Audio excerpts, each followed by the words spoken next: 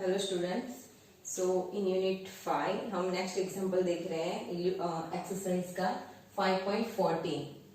11, 12, 13 already हो चुका है हमारा, अब देख रहे हैं हम 5.14। Okay, so figure 5.16 shows that this figure is 5.16 which is given in your textbook. Okay, in example the position versus time graph, position versus time. Okay, position means यहाँ पे डिस्टेंस के फॉर्म में हम यहाँ पे लेंगे। ओके, पोजीशन फिर भी शॉर्ट कर लेते हैं हम, तो position versus time. Yes, so position versus time graph of a particle of mass 4 kg। तो 4 kg पार्टिकल जो है उसका पोजीशन वर्सेस टाइम का ग्राफ दिया गया है यहाँ पे। What is the first force on the particle for this condition given here? Okay, and second impulse at t is equal 0 and t less 4 second or is equal 4 second, t is equal 4 second, t is equal 4 second. Okay, so see here, first हमें क्या find करना है? Force on the particle for t less 0, t greater 4 second, 0 less, t less 4 second। तो अलग अलग condition दी गई है graph पे, से हमें वो पढ़ना है। ठीक है, तो यहाँ पे देखो, पहले हम ग्राफ एक्सप्लेन करते हैं। तो here x axis, on x axis given time in second and on y axis here is the position in meter. Okay, particles position on meter. Okay, now here is the graph is starting from 0 to 4 second, which is straight line, and after 4 second again straight line.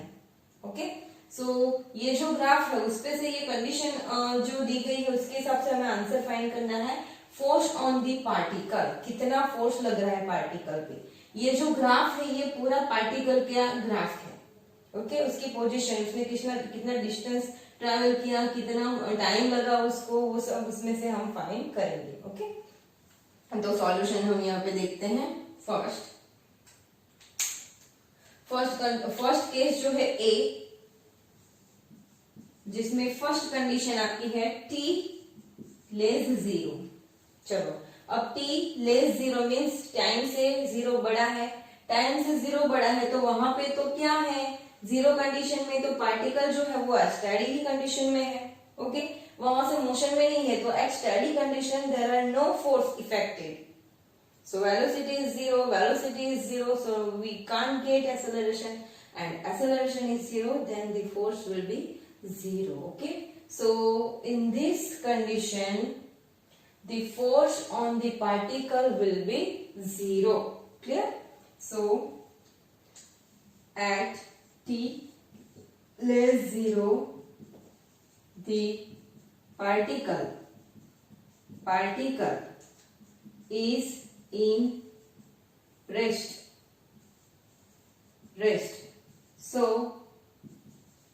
the force is equal 0. Clear? Now the second condition t greater 4 second. What happened in this case? t greater 4 second, t greater 4 second, that means 4 second से time क्या है, बड़ा, यानी after 4 second, यानी ये 5, 6, 7 कुछ भी हो सकता है। तो आफ्टर 4 सेकेंड आपका ग्राफ देखो, यहां से यहां तक का, after 4 second the graph of particle which is straight line, that means what, the particle line is straight, so the particle will be steady.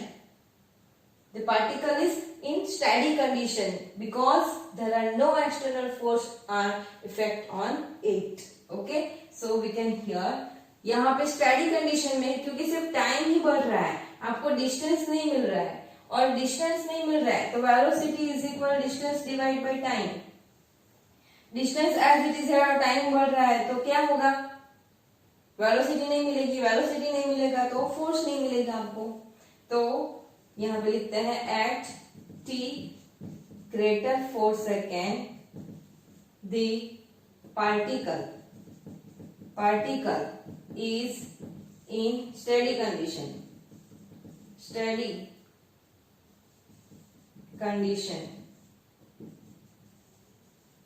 from the graph. So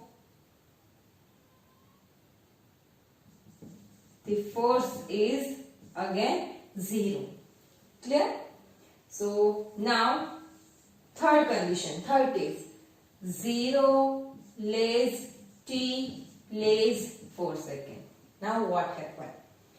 0 less t, 0 से time बढ़ा, यानी 0 से 1 2 3, फिर इतना time हुआ, time से हुआ 4 second, तो उससे 4 सेकेंड तक हमें देखना है. देखो t लेस 4 सेकेंड, 4 सेकेंड, तो 0 से लेके 4 सेकेंड में आपको ग्राफ अगेन स्ट्रेट लाइन मिल रहा है. यहाँ पे देखो 0 से 4 सेकेंड तक आपको स्ट्रेट लाइन मिल रहा है यहाँ पे, right? That means the particle is going with continuous speed और speed is constant, then velocity is acceleration is 0, and acceleration is 0, then the force is also 0. Clear?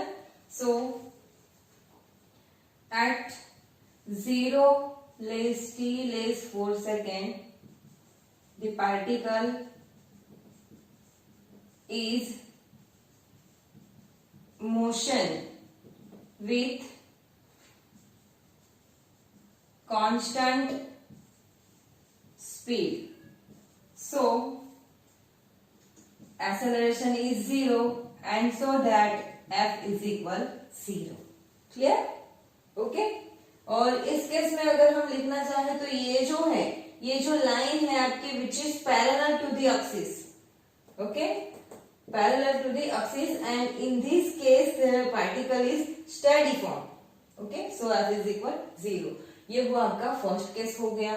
Now in second case what happen? In second case B, जिसका first case हम देखेंगे. Impulse, find impulse at t is equal 0. t is equal 0. Impulse find करना है हमें. Impulse के 2 equation है हमारे पास. f into T is equal impulse, and impulse is equal change in momentum. So यहां पे हम इम्पल्स फाइंड करेंगे. सो पहली कंडीशन है t is equal 0.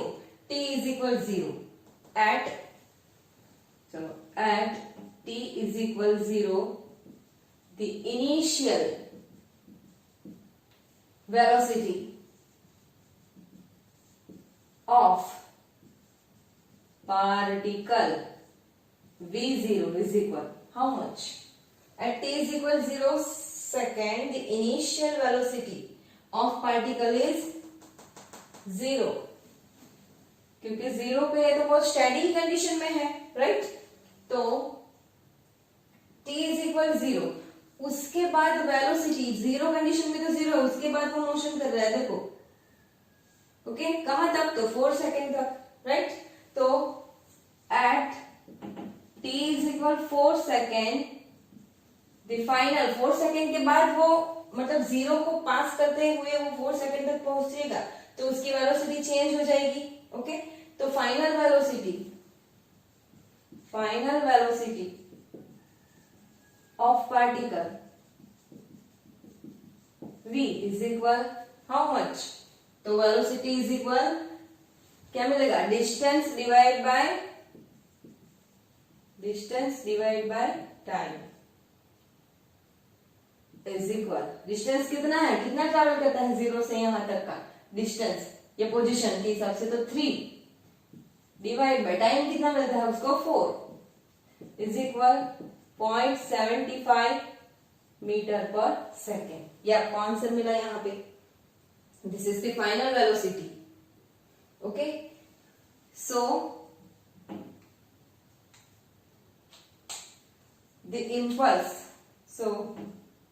the impulse of particle is equal, equation is change in momentum Why change in momentum? Because we have the change in velocity.